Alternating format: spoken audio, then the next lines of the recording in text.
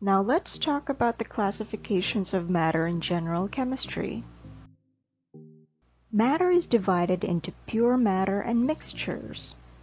Pure matter is further separated into elements and compounds. Later, we will talk about the different laws governing compounds. Mixture, on the other hand, is classified into homogeneous and heterogeneous mixtures. Homogeneous mixture is composed of solutions, suspensions, and colloids. As mentioned before, pure matter is divided into elements and compounds. Elements are the simplest form of matter. It is composed of one kind of material, or atom. It has a definite chemical composition, and it can't be decomposed by simple physical or chemical means into two or more different substances. Compounds, on the other hand, are substances composed of two or more elements united chemically in definite proportions. It cannot be changed into simpler substances under normal laboratory conditions. Let's talk more about compounds, especially the laws governing compounds. The law of definite proportions, or some would call it the law of constant composition. It was first expressed by Joseph Proust in 1797. The law states that compounds are formed from elements combined in fixed ratios of whole numbers. The elemental composition of a pure compound is always the same regardless.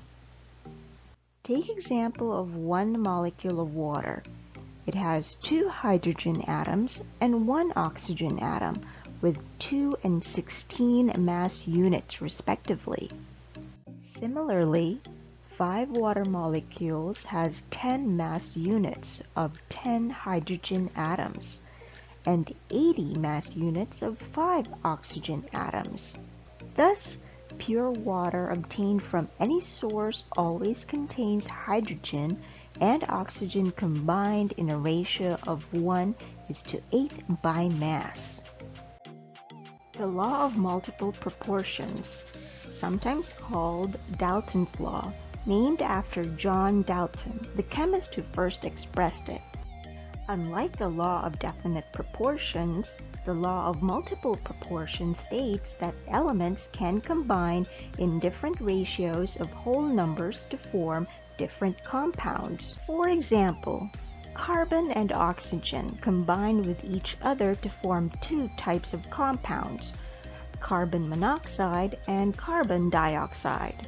In carbon monoxide, 12 parts by mass of carbon reacts with 16 parts by mass of oxygen, while in carbon dioxide, 12 parts by mass of one carbon atom reacts with 32 parts by mass of 2 oxygen atoms. The ratio of masses of oxygen, which combined with the fixed mass of carbon, bears a simple whole number ratio, which is 16:32 or 1:2. The law of conservation of mass came from Antoine Lavoisier's discovery that mass is neither created nor destroyed in any transformation of matter. In a chemical reaction, the total mass of a reactant is equal to the total mass of products. Let's take this example of methane, CH4, and 2 oxygen molecules as the reactants. Methane and oxygen have a total of 80 mass units. When a reaction occurs, they will produce 1 carbon dioxide molecule and 2 water molecules, with the same total mass of 80 equal to the reactants. Our next discussion is about mixture. A mixture is composed of 2 or more elements or substances, which are not chemically combined. Mixtures are classified as heterogeneous and homogeneous mixtures. Heterogeneous mixtures have 2 or more distinct phases. Homogeneous mixtures have only one phase or a single phase.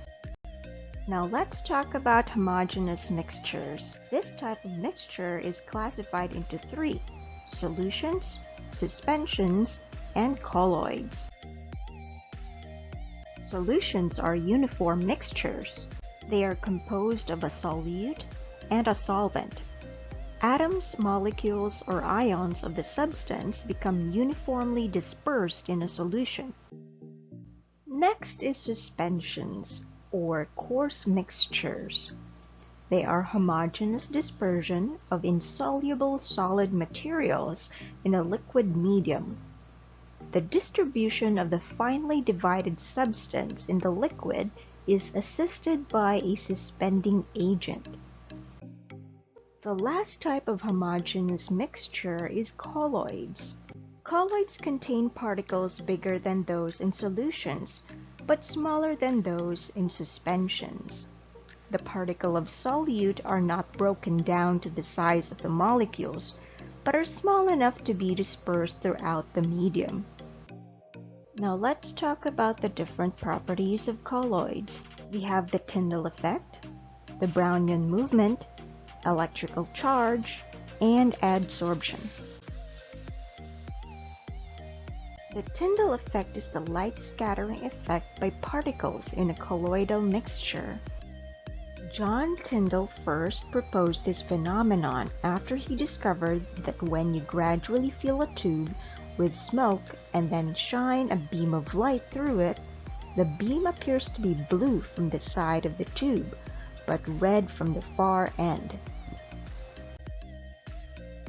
The Brownian movement is the zigzag movement of colloidal particles. The botanist Robert Brown first described the phenomenon in 1827 while looking through a microscope of pollen of the plant Clarkia puchella immersed in water. Electrophoresis is the motion of dispersed colloidal particles in a medium under the influence of an electric field. In a colloidal solution, all the colloidal particles, the solute, carry the same type of charge, either positive or negative charge, while the dispersion medium, the solvent, has an equal but opposite charge. This makes the colloidal solution electrically neutral. But in the presence of a negative electrical charge, a cathode, the positively charged colloidal particles present in the solution will move towards the negative electrode. The reverse can also happen with the negatively charged colloidal particles moving towards an anode, a positively charged electrode. Colloids having a large surface area for a given volume are excellent at absorption. Adsorption is a phenomenon where molecules are deposited onto the surface of a particle. Colloidal particles have a strong tendency to absorb reactant or product molecules. Thanks for watching this video. Please share, like, and subscribe, and see you next time.